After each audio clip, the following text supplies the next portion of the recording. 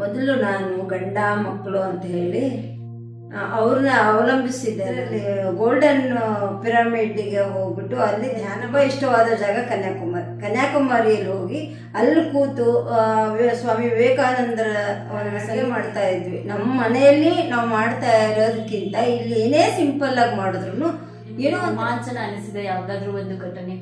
ಆದರೆ ಇತ್ತೀಚೆಗೆ ಅದ್ರಿತಾ ಕುಟೀರದ ಜೊತೆ ಸಿದ್ಧಾರೂಢರ ಪಾರಾಯಣ ಕೇಳಲಿಕ್ಕೆ ಹೋಗಿದ್ದೆ. ನಾನು ಹೋದಾಗ ಮಾತಾಡ್ತಾ ಇದ್ದೀರಾ ಸರ್, ಏನೋ ಮಾತಾಡ್ತಾನೆ ಇಲ್ಲ. ನೆಕ್ಸ್ಟ್ ಕ್ವಶನ್ ನಾವು ಅವ್ರಿಗೆ ಕೇಳೋಣಂತೆ. ಮೊದಲಿಂದನೂ ಕೋಪ ಅನ್ನೋದು ತುಂಬಾ ಜಾಸ್ತಿ ಇರ್ತಾ ಇತ್ತು, ಕಂಟ್ರೋಲ್ ಮಾಡ್ಕೊಳಕ್ಕಾಗ್ತಾ ಇಲ್ಲ. ಸಣ್ಣ ಸಣ್ಣ ವಿಷಯದಲ್ಲೂ ಕೂಡ ನಾನು ಬಹಳ ಬೇಗ ಕೋಪ ಮಾಡ್ಬಿಟ್ಟು ಕಾಯಿಲೆಗಳಿಗೆ ಮಾತ್ರೆಗಳು ಔಷಧಿಗಳು ತಗೊಳ್ತಾನೆ ಇರ್ತಾ ಇದ್ದೆ. ಅದರದ್ದು ಎಫೆಕ್ಟಿವ್ನೆಸ್ ಅಷ್ಟು ಅನ್ನಿಸ್ತಾ ಇರಲಿಲ್ಲ. ಈಗ ಧ್ಯಾನಕ್ಕೆ ಬಂದ್ಬಿಟ್ಟ ಮೇಲೆ ನಾನು ತಗೊಳ್ತಾ ಇರೋ ಮಾತ್ರೆಗಳು ನನಗೆ ಭಯ, ಆಟ, ಕೋಪ ಮಾಡಿಕೊಂಡು ಸಂಬಂಧಗಳು ಕಳ್ಕೊಂಡು ಹೋಗ್ತಾ ಇದ್ದೀವಿ ಅಂತ ಹೇಳ್ಬಿಟ್ಟು ನನಗೆ ತಿಳುವಳಿಕೆ ಬಂತು. ಮನೆಯಲ್ಲಿ ಧ್ಯಾನ ಮಾಡೋದಿಕ್ಕೂ ಅದ್ರಿತಾ ಕುಟೀರದಲ್ಲಿ ಬಂದು ಧ್ಯಾನ ಮಾಡೋದಿಕ್ಕೂ ವ್ಯತ್ಯಾಸ ಏನು? ಮಸ್ಕಿಟೋ ಜೊತೆಗೂ ನೀವು ಮಾತಾಡಿದ್ದೀರಾ, ಮಸ್ಕಿಟೋ ಜೊತೆಗೂ ಸಂಗೀತ ನಾದದಲ್ಲಿ ಧ್ಯಾನ ಮಾಡಿದ್ದೀರಾ ಅಂತ ಅದರ ಅನುಭವಗಳನ್ನ ಹೇಳ್ತೀರಾ? ನನ್ನ ಶ್ರೀಮತಿ ನಾವು ಬಂದ ಹೊಸರಲ್ಲಿ ಶಿಬಿರದಲ್ಲಿ ಪಾಲ್ಗೊಳ್ಳಿ ಮತ್ತೆ ನಿಮ್ಮ ಎಕ್ಸ್ಪೀರಿಯನ್ಸಸ್ ಅನ್ನ ಶೇರ್ ಮಾಡಿ. ನಮಸ್ಕಾರ, ಧನ್ಯವಾದ.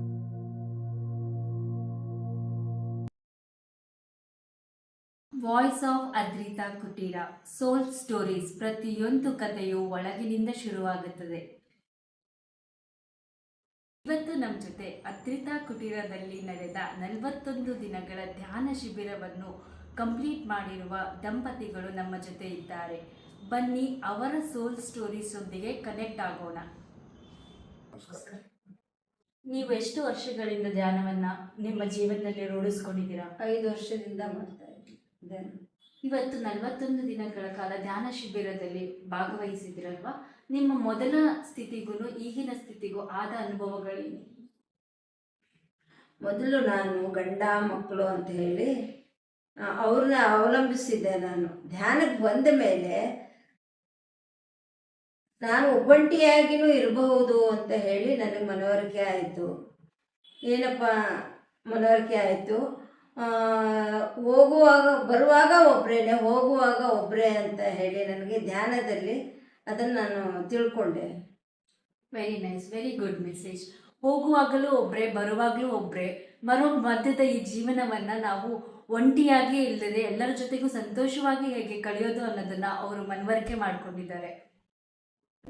41 ದಿನಗಳ ಕಾಲ ಹಲವಾರು ಶಿಬಿರಗಳನ್ನು ನೀವು ಅದ್ರಿತಾ ಕುಟೀರದಿಂದ ಆಯೋಜಿಸಲಾಗಿತ್ತು, ಅವುಗಳನ್ನೆಲ್ಲ ಅಟೆಂಡ್ ಮಾಡಿದ್ರಿ. ಸೊ ಅದರಲ್ಲಿ ನಿಮಗೆ ಯಾವ ರೀತಿಯ ಅನುಭವಗಳಾಯಿತು, ಎಕ್ಸ್ಪೀರಿಯನ್ಸಸ್ ಆಯಿತು ಅನ್ನೋದ ಕೆಲವೊಂದುಗಳನ್ನು ಶೇರ್ ಮಾಡ್ಕೊಳಕ್ಕಾಗುತ್ತಾ? ಅದ್ರಿತಾ ಕುಟೀರದಲ್ಲಿ ಆಸ್ಟ್ರಲ್ ಟ್ರಾವೆಲ್ ಅಂತೇಳಿ ಒಂದು ವರ್ಕ್ಶಾಪ್ ಮಾಡಿದರು. ಇದರಲ್ಲಿ ಭಾಗವಹಿಸಿದಾಗ ನನಗೆ ಇದರಲ್ಲಿ ಗೋಲ್ಡನ್ ಪಿರಮಿಡ್ಗೆ ಹೋಗ್ಬಿಟ್ಟು ಅಲ್ಲಿ ಧ್ಯಾನ ಮಾಡಿದ ಅನುಭವ ಆಯಿತು ನನಗೆ. ಅದು ತುಂಬ ಎಫೆಕ್ಟಿವ್ ಆಗಿತ್ತು. ಮತ್ತು ಇನ್ನೊಂದು ಸರಿ ಮಾಡಿದಾಗೂ ಕನ್ಯಾಕುಮಾರಿಯಲ್ಲಿ ಹೋಗಿ ನನಗೆ ತುಂಬ ಇಷ್ಟವಾದ ಜಾಗ ಕನ್ಯಾಕುಮಾರಿಯಲ್ಲಿ ಹೋಗಿ ಅಲ್ಲಿ ಕೂತು ಸ್ವಾಮಿ ವಿವೇಕಾನಂದರ ಒಂದು ಸನ್ನಿಧಿಯಲ್ಲಿ ಕೂತ್ಕೊಂಡು ಧ್ಯಾನ ಮಾಡಿದೆ ನಾನು. ಅದು ನನಗೆ ತುಂಬ ಇದಾಗಿ ಆಯಿತು, ತುಂಬ ಪವರ್ಫುಲ್ಲೇ ಅನ್ನಿಸ್ತು ನನಗೆ. ಅದು ತುಂಬ ಇಷ್ಟ ಆಯಿತು ಅದು ಆಸ್ಟ್ರಲ್ ಟ್ರಾವೆಲಲ್ಲಿ. ಅದಕ್ಕೆ ನಾನು ಅದ್ರಿತಾ ಕುಟೀರಕ್ಕೆ ತುಂಬ ಧನ್ಯವಾದ ಹೇಳ್ತೀನಿ. ಮನೆಯಲ್ಲೇ ಕೂತು ಆಸ್ಟ್ರಲ್ ಟ್ರಾವೆಲನ್ನು ಮಾಡಿ ಅವರಿಗೆ ಇಷ್ಟವಾದ ಪ್ರದೇಶದಲ್ಲಿ ಹೋಗಿ ಅಲ್ಲಿ ಧ್ಯಾನವನ್ನು ಮಾಡಿ ಧ್ಯಾನ ಅನುಭವವನ್ನು ಮತ್ತು ಶಕ್ತಿಯನ್ನು ಪಡೆದುಕೊಂಡು ಬಂದಿದ್ದಾರೆ. ಸೊ ಅವರಿಗೆ ಒಂದು ಬಿಗ್ ಕ್ಲಾಪ್ಸ್. ನಾನು ಕೇಳ್ಪಟ್ಟೆ ನೀವು ಗಾಡ್ ಕಾನ್ಶಿಯಸ್ನೆಸ್ನಲ್ಲೂ ಧ್ಯಾನ ಮಾಡಿದ್ರಿ ಅಂತ. ಸೊ ಗಾಡ್ ಕಾನ್ಶಿಯಸ್ನಲ್ಲಿ ನಿಮಗೆ ಆದ ಅನುಭವ? ಗಾಡ್ ಕಾನ್ಶಿಯಸ್ನಲ್ಲಿ ಧ್ಯಾನ ಮಾಡಿದಾಗ ನಾನು ದೇವಲೋಕಕ್ಕೆ ಹೋದ ಅಂತ ಅನುಭವ ಆಯಿತು. ಅಲ್ಲೂ ಹೋಗಿ ಅಲ್ಲಿ ಕೂತು ಧ್ಯಾನ ಮಾಡಿ ನನಗೆ ಬೇಕಾದ ಒಂದು ಶಕ್ತಿಯನ್ನು ನಾನು ಪಡ್ಕೊಂಡು ಬಂದೆ. ಗುರಿ ಮುಟ್ಟಕ್ಕೆ ಒಂದು ಶಕ್ತಿನ ಪಡ್ಕೊಂಡು ಬಂದೆ ಅಂತ ನನಗೆ ಅನ್ನಿಸ್ತು. ಅದು ತುಂಬಾ ಚೆನ್ನಾಗಿತ್ತು. ಅದು ನಮ್ಮ ಅದ್ರಿತಾ ಕುಟೀರದಲ್ಲಿ ಆಯೋಜಿಸಿದ ಗಾಡ್ ಕಾನ್ಷಿಯಸ್ನೆಸ್ ನೊಂದಿಗೆ ಧ್ಯಾನವನ್ನ ಇವರು ಮಾಡಿ ಅವರ ಲೈಫ್ ಪರ್ಪಸ್ಸಿಗೆ ಬೇಕಾದ ಶಕ್ತಿಯನ್ನ ಅವರ ಪಡ್ಕೊಂಡು ಬಂದಿದ್ದಾರಂತೆ. ತುಂಬ ಈಸಿಯಾಗಿ ಗ್ರೂಪ್ ಕಾನ್ಷಿಯಸ್ನೊಂದಿಗೆ ಗಾಡ್ ಕಾನ್ಷಿಯಸ್ನೊಂದಿಗೆ ಕನೆಕ್ಟ್ ಆಗಿಬಿಟ್ಟು ನಾವು ಯಾವ ರೀತಿ ನಮ್ಮ ಲೈಫ್ ಪರ್ಪಸ್ಸಿಗೆ ಬೇಕಾಗಿರುವ ಎನರ್ಜೀಸನ್ನು ನಾವು ಕಲೆಕ್ಟ್ ಮಾಡ್ಬೋದು ಅನ್ನೋದಕ್ಕೆ ಇವರು ಮಾದರಿಯಾಗಿದ್ದಾರೆ. ಅದ್ರಿತಾ ಕುಟೀರದಲ್ಲಿ ಆಹಾರ ಪದ್ಧತಿ ಹೇಗಿದೆ? ನೀವು ಯಾವ ರೀತಿಯ ಆಹಾರವನ್ನ ಸೇವನೆ ಮಾಡ್ತಾ ಇದ್ರಿ? ನಾವು ಅದ್ರಿತಾ ಕುಟೀರದಲ್ಲಿ ಸಿಂಪಲ್ ಆಗಿ ಅಡುಗೆ ಮಾಡ್ತಾ ಇದ್ವಿ. ನಮ್ಮ ಮನೆಯಲ್ಲಿ ನಾವು ಮಾಡ್ತಾ ಇರೋದಕ್ಕಿಂತ ಇಲ್ಲಿ ಏನೇ ಸಿಂಪಲ್ ಆಗಿ ಮಾಡಿದ್ರು ಏನೋ ಒಂಥರ ರುಚಿಯಾಗಿರ್ತಾ ಇತ್ತು. ಅದು ಊಟ ಮಾಡಿದವು ನಮಗೆ ಒಂಥರ ಸಮಾಧಾನ ಅನ್ನಿಸ್ತಾ ಇತ್ತು. ಇಲ್ಲಿ ಏನೇ ತಿಂದ್ರೂ ನಮಗೆ ಒಂದು ಹಣ್ಣೇ ಆಗಲಿ ಒಂದು ತರಕಾರಿನೇ ಆಗಲಿ ಊಟ ಮಾಡಿಕೊಂಡು ಅಡುಗೆ ಮಾಡಿಕೊಂಡು ಊಟ ಮಾಡಿದಾಗ ಅದು ತುಂಬ ಎಫೆಕ್ಟ್ ನಮಗೆ ಇಲ್ಲಿ ಎನರ್ಜೆಟಿಕ್ ಆಗಿತ್ತು. ಹೇಳಕ್ ಇಷ್ಟಪಡ್ತೀನಿ. ಹೌದು. ಸೊ ಸಿಂಪಲ್ ಫುಡ್ ಇದ್ರೂ ಕೂಡ ಅದರಲ್ಲಿ ಹೈ ಎನರ್ಜಿ ಇದೆ ಅನ್ನೋದು ನೀವು ಗೊತ್ತು ಮಾಡ್ಬೋದು. Very good. ಇದೇ ರೀತಿ ನೀವು ನಿಮ್ಮ ಮನೆಯಲ್ಲೂ ಕೂಡ ಕಂಟಿನ್ಯೂ ಮಾಡ್ತೀರಾ? ಹೌದು. ರೋಮಾಂಚನವಾದ ಯಾವುದಾದ್ರೂ ನಿಮಗೆ ರೋಮಾಂಚನ ಅನಿಸಿದ ಯಾವುದಾದ್ರೂ ಒಂದು ಘಟನೆ? ನಾನು ಅದ್ರಿತಾ ಕುಟೀರದ ಜೊತೆ ನಾನು ತುಂಬಾ ಪಾರಾಯಣಗಳನ್ನು ಕೇಳಿದ್ದೀನಿ. ಆದರೆ ಇತ್ತೀಚೆಗೆ ಅದ್ರಿತಾ ಕುಟೀರದ ಜೊತೆ ಸಿದ್ಧಾರೂಢರ ಪಾರಾಯಣ ಕೇಳಲಿಕ್ಕೆ ಹೋಗಿದ್ದೆ. ನಾನು ಹೋದಾಗ ಅಲ್ಲಿ ಅದು ಕೇಳಿದಾಗ ನಾನು ಅವ್ರ ಜೊತೆ ಕೂತ್ಕೊಂಡು ಕೇಳಿದಾಗ ನನಗೆ ಸಿದ್ಧಾರೂಢರನ್ನೇ ನನಗೊಂದು ಜ್ಞಾನೋದಯ ಮಾಡಿದ ಒಂದು ಅನುಭವ ಆಯಿತು. ಅದು ನನಗೆ ತುಂಬಾ ರೋಮಾಂಚನ ಆಯಿತು. ಅದು ಹೇಳ್ಕೊಳಕ್ಕಾಗದೇ ಇರೋಷ್ಟೇ ತುಂಬ ರೋಮಾಂಚನ ಆಯಿತು. ಅದು ನಾನು ಅದನ್ನು ಅದ್ರಿತಾ ಕುಟೀರಕ್ಕೆ ತುಂಬ ನಾನು ಕೃತಜ್ಞತೆ ಹೇಳ್ತೀನಿ. ನಾನು ದಾರಿ ತೋರಿಸಿದ್ದಕ್ಕೆ ಅದ್ರಿತಾ ಕುಟೀರಕ್ಕೆ ನಾನು ತುಂಬ ಕೃತಜ್ಞತೆಯನ್ನು ಹೇಳಿ ಅಭಿನಂದಿಸ್ತೀನಿ. ತುಂಬ ನೀವು ಹೇಳೋದು ಅರ್ಥ ಏನಂದ್ರೆ ತುಂಬ ಈಸಿಯಾಗಿ ಅದ್ರಿತಾ ಕುಟೀರದಿಂದ ನಾವು ಕನೆಕ್ಟ್ ಆಗ್ಬೋದು, ಬೇಗ ನಮ್ಮ ಎನರ್ಜೀಸ್ಗಳನ್ನ ಪಡ್ಕೊಳ್ಬೋದು ಅನ್ನೋದನ್ನ ನೀವು ಹೇಳ್ತಾ ಇದ್ದೀರಾ. ಹೌದು. ಸೊ ಬರೀ ನೀವೇ ಮಾತಾಡ್ತಾ ಇದ್ದೀರಾ ಸರ್, ಏನು ಮಾತಾಡ್ತಾನೆ ಇಲ್ಲ. ನೆಕ್ಸ್ಟ್ ಕ್ವಶನ್ ನಾವು ಅವ್ರಿಗೆ ಕೇಳೋಣಂತೆ. ನಿಮ್ಮಲ್ಲಿ ಧ್ಯಾನದಿಂದ ಯಾವ ಪರಿವರ್ತನೆಗಳಾಗಿದೆ ಈ 41 ದಿನಗಳಲ್ಲಿ? ನನಗೆ ಮೊದಲಿಂದನೂ ಕೋಪ ಅನ್ನೋದು ತುಂಬ ಜಾಸ್ತಿ ಇರ್ತಾ ಇತ್ತು. ಕಂಟ್ರೋಲ್ ಮಾಡ್ಕೊಳಕ್ಕಾಗ್ತಾ ಇಲ್ಲ. ಸಣ್ಣ ಸಣ್ಣ ವಿಷಯದಲ್ಲಿಗೂ ಕೂಡ ನಾನು ಭಾಳ ಬೇಗ ಕೋಪ ಮಾಡ್ಕೊಳ್ತಾ ಇದ್ದೆ. ಇದು ಒಂದೊಂದು ಸಲ ನನಗೆ ಅದು ತಿರುಗ್ಬಾಣ ಆಗ್ತಿದೆ ಅಂತ ಹೇಳ್ತಲ್ಲ, ಆ ಥರ ಆಗ್ಬಿಟ್ಟು ಅತಿರೇಕಕ್ಕೆ ಹೋಗೋ ಅನುಭವಗಳು ಆಗಿದ್ದಾವೆ. ಆದರೆ ಈ ಧ್ಯಾನಕ್ಕೆ ಬಂದ್ಬಿಟ್ಟ ಮೇಲೇ ನನಗೆ ಸ್ವಲ್ಪ ಯಾತ್ರದ ಬಗ್ಗೆ ಕಡಿಮೆ ಆಗ್ತಾ ಬಂದಿತ್ತು. ಈ 41 ದಿವಸಗಳ ಶಿಬಿರದಲ್ಲಿ ಭಾಗವಹಿಸಿದ ಮೇಲೆ ತುಂಬ ನನಗೆ ಅದು ಕೋಪ ಕಡಿಮೆ ಆಗಿ ತುಂಬ ಶಾಂತಿ ಸಿಕ್ಕಿದೆ ಅಂತ ಹೇಳ್ಬಿಟ್ಟು ನನಗೆ ಅನುಭವ ಆಗ್ತಾ ಇದೆ. ಇದು ನನಗೆ ಒಳ್ಳೆ ಫಲಿತಾಂಶ ನೀಡಿತ್ತು ಅಂತ ಹೇಳ್ಬಿಟ್ಟು ಹೇಳೋದಕ್ಕೆ ಇಷ್ಟಪಡ್ತೀನಿ. ಈಗ ಪ್ರತಿಯೊಬ್ಬರಿಗೂ ಒಂದು ಪ್ರಶ್ನೆ ಇರುತ್ತೆ, ವಯಸ್ಸಾಗಿದೆ, ಆರೋಗ್ಯದಲ್ಲಿ ಏರುಪೇರು ಆಗ್ತಾ ಇರುತ್ತೆ. ಧ್ಯಾನದಿಂದ ನಿಮ್ಮ ಆರೋಗ್ಯದಲ್ಲಿ ಏನಾದರೂ ಬದಲಾವಣೆಗಳನ್ನು ನೀವು ಕಂಡಿದ್ದೀರಾ? ಧ್ಯಾನದಿಂದ ನನಗೆ ಅನಿಸುತ್ತೆ ಏನಪ್ಪ ಅಂದರೆ, ಮೊದಲಿಂದನೂ ಕೂಡ ನಾನು ಸ್ವಲ್ಪ ನನ್ನ ಕಾಯಿಲೆಗಳಿಗೆ ಮಾತ್ರೆಗಳು ಔಷಧಿಗಳು ತೊಗೊಳ್ತಾನೆ ಇರ್ತಾ ಇದ್ದೆ. ಅದರದ್ದು ಎಫೆಕ್ಟಿವ್ನೆಸ್ ಅಷ್ಟು ಅನ್ನಿಸ್ತಾ ಇರಲಿಲ್ಲ. ಈಗ ಧ್ಯಾನಕ್ಕೆ ಬಂದ್ಬಿಟ್ಟ ಮೇಲೆ ನಾನು ತಗೊಳ್ತಾ ಇರೋ ಮಾತ್ರೆಗಳು ನನಗೆ ಮೈಗೂಡುತ್ತಾ ಇದ್ದಾವೆ. ಅದರಲ್ಲಿ ಮೈಗೆ ನನ್ನ ಆರೋಗ್ಯ ಕೂಡ ಸುಧಾರಣೆ ಆಗ್ತಾ ಇದೆ ಅನ್ನೋ ಒಂದು ಅನುಭವ ಬರ್ತಾ ಇದೆ. ಅದು ಇದರದ ಧ್ಯಾನದ ಫಲಿತಾಂಶನೇ ಅದು ಇರಬೇಕು ಅಂತಲೇ ನನಗೆ ಅನ್ನಿಸ್ತಾ ಇದೆ. ಸಂಬಂಧಗಳಲ್ಲಿ ಬಾಂಧವ್ಯದಲ್ಲಿ ಯಾವುದಾದರೂ ಬದಲಾವಣೆಗಳು? ಅದರಲ್ಲಿ ಹೇಳಬೇಕು ಅಂತಂದರೆ, ನನಗೆ ಮೊದಲೇ ಹೇಳ್ದಂಗೆ ಕೋಪ ಜಾಸ್ತಿ ಇರ್ತಾ ಇತ್ತಲ್ಲ.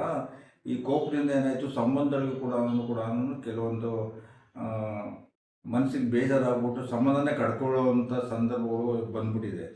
ಅದರಿಂದ ಏನಾಗಿದೆ, ಸುಮ್ಮನೆ ಉದಾಹರಣೆ ಹೇಳಬೇಕು ಅಂದರೆ, ಅಕ್ಕ ತಂಗಿಯರ ಹತ್ರನೂ ಜಗಳ ಮಾಡ್ಕೊಂಡ್ಬಿಟ್ಟು ಅವ್ರ ಮುಖಾನೇ ನೋಡಬಾರ್ದು ಅಂತ ಹೇಳ್ಬಿಟ್ಟು ದೂರ ಆಗಿರೋಂಥ ಇದೆ. ಬಟ್ ಈಗ ಈ ಶಿಬಿರದಲ್ಲಿ ಭಾಗವಹಿಸ್ಬಿಟ್ಟ ಮೇಲೆ ನಾನು ಮಾಡ್ತಾ ಇರೋದು ತಪ್ಪು.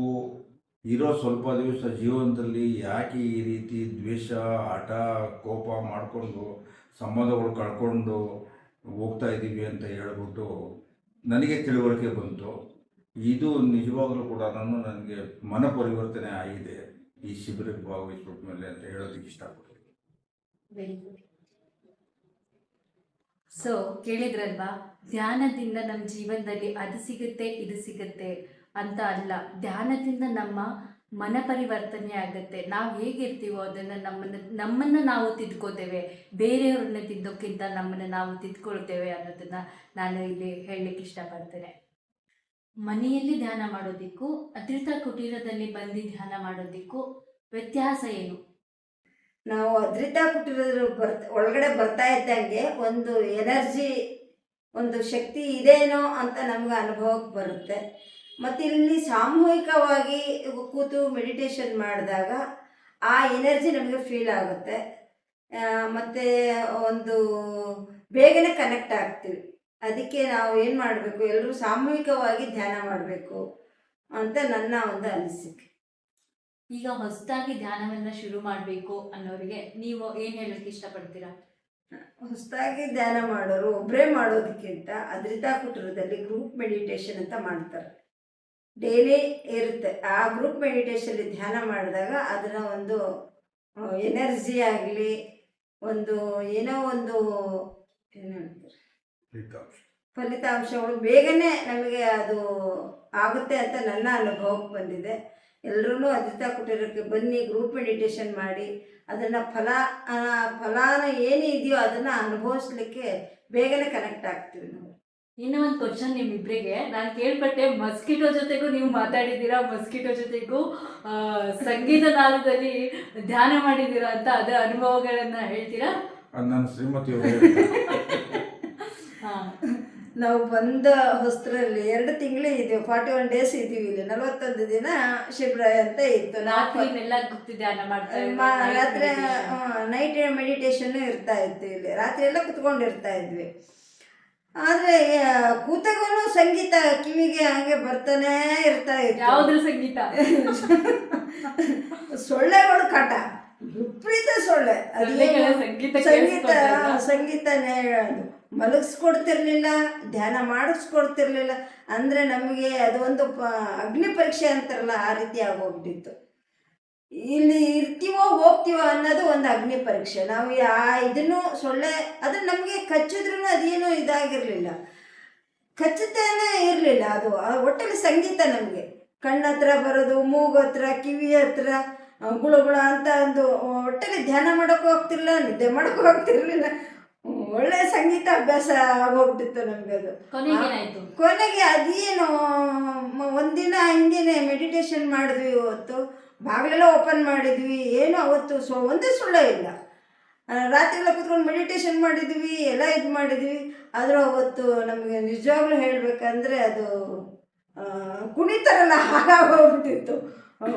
ಸೊ ನೀವು ಹೇಳಿದ್ರಿ ಹಿಂಗೆ ಕೇಳಿಸ್ತಾ ಇತ್ತು ಅಂತ, ಸ್ವಲ್ಪ ಆದ್ಮೇಲೆ ಅದು ಸ್ಟಾಪ್ ಆಗ್ಬಿಡ್ತು ಅಂತ ಹೇಳಿದ್ರು. ನೀವು ಏನ್ ಫಾರ್ಮುಲಾ ಯೂಸ್ ಮಾಡಿದ್ದಕ್ಕೆ ಅದು ಸ್ಟಾಪ್ ಆಯ್ತು? ಮೇಡಮ್, ನಮ್ಮ 41 ದಿನದ್ದು ಶಿಬಿರ ಇತ್ತಲ್ವ, ಅವಾಗ ಮೆಡಿಟೇಷನಲ್ಲಿ ಮೇಡಮ್ ಹೇಳಿದ್ರು, ಯಾವುದೇ ಒಂದು ಶಬ್ದ ಕೇಳಿದ್ರು ಅದಕ್ಕೆ ನಾವು ಥ್ಯಾಂಕ್ಸ್ ಗ್ರ್ಯಾಟ್ಯೂಟ್ ಹೇಳಬೇಕು. ಹೇಳಿದಾಗ ಅದು ನಮಗೆ ಒಳ್ಳೆ ರೀತಿಯಲ್ಲಿ ಇದಾಗುತ್ತೆ ಅಂತ ಅವ್ರು ಹೇಳ್ಕೊಟ್ಟಿದ್ರು. ಅದನ್ನು ಮಾಡಿದಾಗ ನಮಗೆ ಮರುದಿನ ಆ ಕ್ಷಣನೇ ನಮಗೆ ಸೊಳ್ಳೆ ಕಾಟ ಅಂತ ನನಗಂತೂ ಒಂದೂ ಸೊಳ್ಳೆ ಇದುವರೆಗೂ ಕಂಡಿಲ್ಲ. ಅದಕ್ಕೆ ನಾನು ಹೌದು, ಸೊಳ್ಳೆ ಜೊತೆಗೂ ಮಾತಾಡಿದ್ವಿ. ಈಗ ಆರಾಮಾಗಿ ಕುತ್ಕೊಂಡು ಮೆಡಿಟೇಷನ್ನು ಮಾಡ್ತೀವಿ, ನಿದ್ದೆನೂ ಆಗುತ್ತೆ. ನಾವು ಧ್ಯಾನ ಸ್ಥಿತಿಯಲ್ಲಿ ಇದ್ದಾಗ ಧ್ಯಾನ ಮಾಡ್ತಾ ಇರಬೇಕಾದ್ರೆ ಇಲ್ಲ ಏನೇ ಕೆಲಸ ಮಾಡ್ತಾ ಇರಬೇಕಾದ್ರೂ ನಮಗೆ ಕೇಳಿಸ್ತಾ ಇರುವ ಶಬ್ದ ಡಿಸ್ಟರ್ಬೆನ್ಸ್ ಮಾಡ್ತಾ ಇದೆ ಅಂದಾಗ ಆ ಡಿಸ್ಟರ್ಬೆನ್ಸ್ ಇನ್ನೂ ಜಾಸ್ತಿ ಆಗುತ್ತೆ. ಅದೇ ಆ ಶಬ್ದ ನಮಗೆ ಪಾಸಿಟಿವ್ ಎನರ್ಜಿ ಕೊಡ್ತಾ ಇದೆ ಅಂತ ನಾವು ಅಂದ್ಕೊಂಡಾಗ ಮತ್ತು ಅದಕ್ಕೆ ಕೃತಜ್ಞತೆಗಳನ್ನು ಸಲ್ಲಿಸಿದಾಗ ಅದು ಕೂಡ ನಮಗೆ ಸ್ಪಂದಿಸುತ್ತೆ ಮತ್ತು ನಮಗೆ ಡಿಸ್ಟರ್ಬೆನ್ಸ್ ಮಾಡೋದಿಲ್ಲ. ಸೊ ಅದೇ ಅನುಭವವನ್ನು, ಪ್ರಾಕ್ಟಿಕಲ್ ಅನುಭವ ಸೊಳ್ಳೆ ಜೊತೆಗೆ ಇವರು ಅನುಭವಿಸ್ಬಿಟ್ಟು ನಮಗೆ ಹೇಳಿದ್ದಾರೆ. ಸೊ ತುಂಬ ಸಂತೋಷ ಆಯಿತು ನಿಮ್ಮ ಜೊತೆ ಮಾತಾಡಿ, ತುಂಬ ಸಂತೋಷ ಆಯಿತು. ಮತ್ತೆ ಬನ್ನಿ, ಮತ್ತೆ ನಮ್ಮ ಶಿಬಿರದಲ್ಲಿ ಪಾಲ್ಗೊಳ್ಳಿ, ಮತ್ತು ನಿಮ್ಮ ಎಕ್ಸ್ಪೀರಿಯನ್ಸಸ್ಸನ್ನು ಶೇರ್ ಮಾಡಿ. ನಮಸ್ಕಾರ, ಧನ್ಯವಾದಗಳು. ಧ್ಯಾನದಿಂದ ನಮಗೆ ಅದು ಸಿಗುತ್ತೆ, ಇದು ಸಿಗುತ್ತೆ, ನಮ್ಮ ಜೀವನದಲ್ಲಿ ಬದಲಾವಣೆ ಆಗುತ್ತೆ ಅನ್ನೋದು ತಪ್ಪು.